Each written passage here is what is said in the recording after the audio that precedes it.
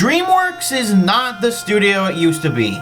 From the 2000s to the 2010s, DreamWorks was Disney and Pixar's biggest rival in the animated film industry. They gave us films with grumpy Scottish ogres, pandas doing kung fu, wacky zoo animals going to the wild, and dragons and people forming a bond.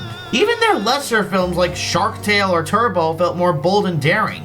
But ever since they got bought by Universal due to a string of box office bombs and a dozen layoffs, DreamWorks kinda became another Illumination, where they've released nothing but kitty fodder after kitty fodder after kitty fodder, with their only truly amazing film in the Universal era being How to Train Your Dragon 3. And Cruise 2 is pretty good, not gonna lie. Now, I wanted to bring this up before talking about the bad guys, because when I saw the trailer, I was freaking hyped! Especially with its animation style, its simple but promising premise, and its voice cast. I was really hoping for this film to be the true comeback of DreamWorks.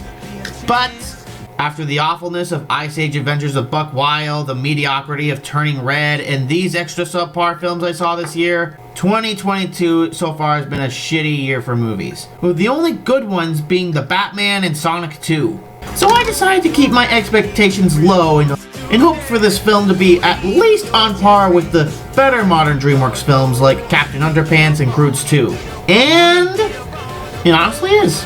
What's holding it back from being S-tier DreamWorks, however, is that it has some cliched plot elements and some childish jokes revolving butts and farts. Not to mention that farts are apparently relevant to the plot. But aside from that, I still really like this film. A lot.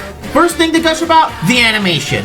It's just so phenomenal. It's very clear that DreamWorks took notes from Into the Spider-Verse and Mitchell's vs. the Machines, with the illustrative style and its simplistic yet attractive character design. Hell, this movie made me simp for a spider. What is wrong with me? The humor's mostly solid thanks to the main group's dynamic with each other, the voice acting from all of them, and their failed attempts of trying to do good with Professor Marmalade.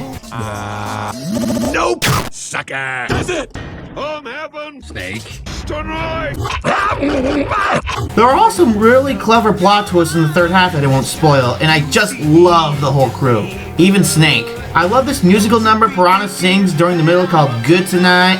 And my favorite scene in the whole film is honestly the opening diner scene where it's all just Wolf and Snake chatting about birthdays and eating guinea pigs.